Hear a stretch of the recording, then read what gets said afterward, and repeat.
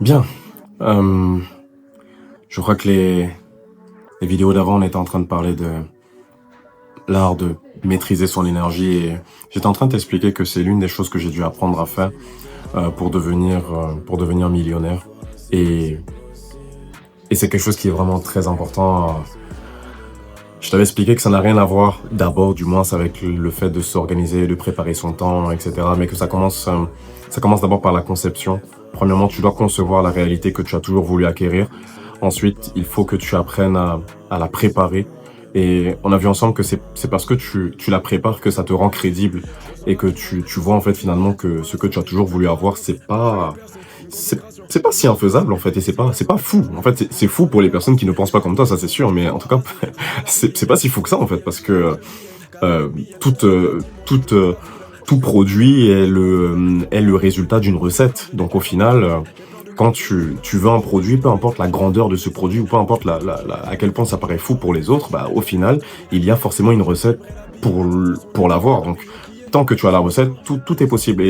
Et le fait de préparer correctement ce que tu veux avoir, ça te permet toi-même de te regarder dans les yeux et de dire, ouais, non seulement je suis pas fou, je suis peut-être un rêveur, mais je suis pas fou, mais je l'ai préparé. C'est-à-dire que si ça arrive, et ça va arriver, c'est pas un accident.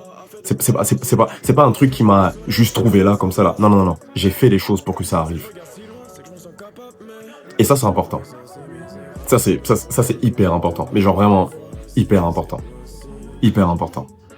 Et, euh, et là, je vais t'apprendre vraiment quelque chose de très important sur cette petite série sur, ça veut dire quoi, maîtriser son énergie. Comme je t'ai dit, en fait, tu as la conception, la préparation et tu as l'exécution. En fait, tu dois comprendre une chose à propos de l'énergie, c'est que, euh, et je vais t'expliquer en fait pourquoi il y a autant de projets qui s'essoufflent. Et peut-être tu vas te reconnaître dans ce que je dis, ou tu vas peut-être même reconnaître la vie d'autres personnes que tu connais autour de toi. En fait, tu dois comprendre que l'énergie que tu as au départ, c'est la même énergie que tu auras à l'arrivée. En gros, je t'ai parlé de ces trois étapes-là. Il y a la conception, la préparation et il y a l'exécution. Tu dois comprendre que l'énergie que tu mets à la conception, c'est la même énergie que tu auras à l'exécution. Jusque-là, c'est assez simple. Maintenant, il faut que tu comprennes une chose. C'est que même si c'est la même énergie, ce ne sera pas la même quantité d'énergie. En d'autres termes, l'énergie que tu as au départ sera d'une certaine quantité. Et plus tu vas progresser dans les étapes que je t'ai données, et plus la quantité d'énergie, pas sa nature, mais sa quantité va diminuer. Et en fait, c'est normal. Tu connais le dicton qui dit que rien ne se perd, tout se transforme. C'est vrai. Or, quand tu passes d'une étape à une autre, en fait, tu perds, comment dire ça? Quand tu passes d'une étape à une autre, quand tu passes de la conception à la préparation, parce que ce n'est pas la même chose que tu fais, en fait, tu vas perdre une partie de ton énergie à cause de ce qu'on appelle une friction. Soit c'est par la friction, soit c'est par l'évaporation, soit c'est tout simplement par la perte. Ok?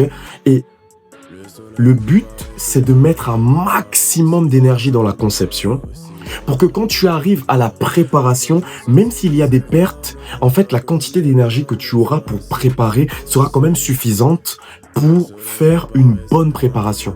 Et ce sera la même chose quand tu devras maintenant exécuter. Tu vois, plus tu auras une bonne quantité d'énergie à la préparation et le moins tu en perdras au moment d'exécuter, ou du moins, et plus tu auras une bonne énergie pour préparer et plus tu auras une bonne énergie pour exécuter. Je vais te prendre un exemple. Prends une feuille et un stylo, ok? Tu prends une feuille et un stylo. Écris trois choses que tu as toujours voulu faire ou que tu veux faire cette année en 2025. Parce que je considère que 2025 n'est pas fini, ok? C'est pas fini. Il reste encore 3 mois avant la fin. Tu peux encore le faire. C'est peut-être chaud, mais en tout cas, tu peux encore le faire. Tu prends quelque chose que tu as toujours voulu faire, que tu veux accomplir pour cette année-là, ok? Tu écris une ou trois, comme tu veux. Maintenant, il faut que tu saches que cette chose-là que tu viens d'écrire, tu peux mettre pause et revenir plus tard. Cette chose que tu viens d'écrire, elle doit passer par la conception et elle doit passer par la préparation et enfin par l'exécution. Et c'est quand tu as fait ces trois étapes-là que, à la fin, tu seras quasiment certain d'avoir le résultat que tu veux. Maintenant, tu dois comprendre une chose. Pour cette chose que tu veux faire, tu as une énergie de base qui a une certaine nature et il y a une certaine quantité. Donc, dis-toi un peu que c'est comme si on te donnait un capital je vais parler en argent, c'est un peu comme si on te donnait 1 million 1 million d'énergie. Voilà. C'est comme si on te donnait 1 million d'énergie pour faire, et pour réaliser cette chose, pour accomplir cette chose. Maintenant, tu dois comprendre que les 1 million, c'est 1 million que tu as à l'étape 1, donc au départ. Tu as 1 million quand tu conçois. Mais tu n'auras pas 1 million quand tu vas commencer à préparer. Pourquoi? Parce que tu avais 1 million pour concevoir, mais quand tu vas passer de la conception à la préparation, tu auras moins d'1 million. En fait, tu as des pourcentages de ton énergie de base qui se perdent quand tu passes d'une étape à une autre. Donc, même si tu as commencé avec 1 million, au moment de la préparation, tu n'auras peut-être que 700 000. Et au moment de l'exécution, tu n'auras peut-être que 500 000. Tu vois? Et c'est avec ces 500 000 là que tu vas pouvoir obtenir les résultats que tu veux. Donc, en d'autres termes, si tu veux pouvoir réaliser quelque chose, si tu veux t'assurer qu'avant la fin, tu ne vas pas t'essouffler en cours de route, il vaut mieux que tu engages un maximum de ressources et un maximum d'énergie au niveau de ta conception. En gros, ne sois pas à 100% au niveau de la conception. Monte à 120, 130, 140, 150. Conçois avec vraiment, mais mets le maximum que tu puisses dans la conception de ta vision, dans la conception des choses que tu veux réaliser. Mets-y 100%, non, mets-y au moins 150% de ton énergie. Mets-la. Parce que quand tu vas concevoir quelque chose à 150%, le moment où tu vas préparer, tu vas peut-être préparer à, on va dire, 130 ou 120. Et quand tu vas exécuter à 100%. Bah, laisse-moi te dire que le résultat que tu vas obtenir quand tu auras 100% dans la phase d'exécution, ce sera pas le même résultat que quelqu'un va obtenir quand il n'aura plus que 60%. C'est sûr et certain. C'est sûr et certain. Et ça, j'ai découvert que c'est la raison pour laquelle beaucoup de projets s'essoufflent avant le temps. Et il y a énormément de projets qui s'essoufflent avant le temps. Pourquoi? Parce qu'au moment de la conception, tu n'y mets pas toute ton énergie. Tu mets que 20% de ton énergie pour concevoir un projet, ok?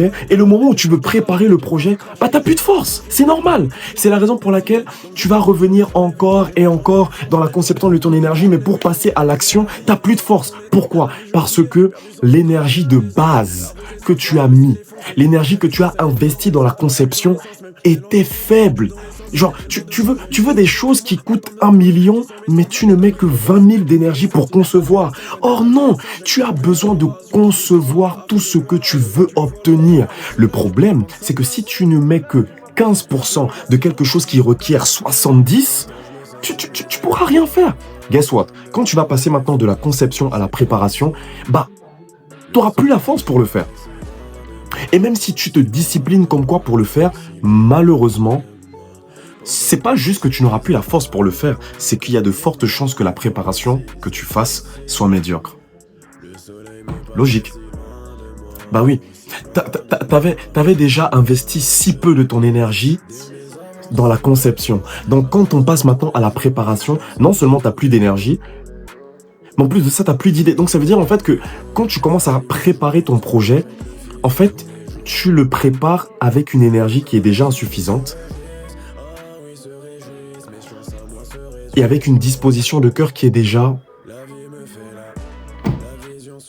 T'as compris ce que je voulais dire.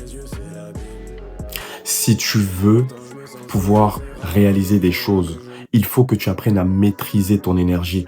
Apprends à te mettre à 120% dans les bonnes choses et dans les bonnes étapes.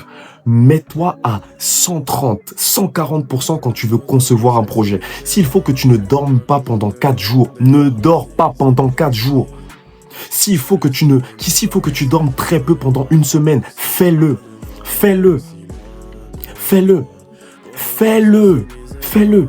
Si tu mets toute ton énergie, si tu mets au moins 150, si tu pousses tes réserves, si tu pousses tes limites à 130, 120, 140, quand tu conçois quelque chose, tu vas voir que ce sera beaucoup plus facile pour toi de la préparer. Parce qu'au moment de la préparation, tu auras de la matière. Tu auras de la matière. Et toute la matière que tu auras va facilement maintenant te permettre de l'exécuter. En gros, souffre une bonne fois au début et tu souffriras beaucoup moins après. Parce que tu auras moins d'énergie, sauf que tu auras beaucoup plus de matière grâce à l'énergie que tu as correctement investie avant. C'est la raison pour laquelle la plupart des jeunes que tu connais ne vont jamais réussir. Premièrement, parce qu'ils ne savent pas concevoir. Deuxièmement, parce qu'ils ne savent pas préparer. Troisièmement, parce qu'ils ne savent pas exécuter. Mais même quand ils conçoivent, en fait, ils conçoivent à, je sais pas, peut-être 30% de leur véritable capacité. Ils conçoivent à peut-être 30% de la véritable capacité. Du coup, les 30% que tu investis là-dedans, malheureusement, ok, les 30% que tu investis là-dedans, malheureusement, bah, tu auras une faible matière à transformer en préparation. Et cette faible matière, eh ben, malheureusement, ce sera encore une moins bonne matière à transformer en exécution. Et du coup, tu vas te retrouver avec une idée qui est conçue un peu, peut-être à 20% de ton énergie, une préparation qui est conçue peut-être à aller, peut-être 15, ou peut-être 10, et puis tu auras une exécution qui sera hyper bancale. Tu dois apprendre à maîtriser ton énergie. Maîtrise-la. Tu peux faire mieux que ça. Maîtrise-la. Si tu veux vraiment devenir, si tu veux vraiment acquérir quelque chose que tu as décidé d'acquérir, et pas une vie que tu subis, mais quelque chose que toi-même tu as décidé, apprends à maîtriser ton énergie. Apprends à maîtriser ton énergie. Enfin bref, en tout cas, on se dit à demain.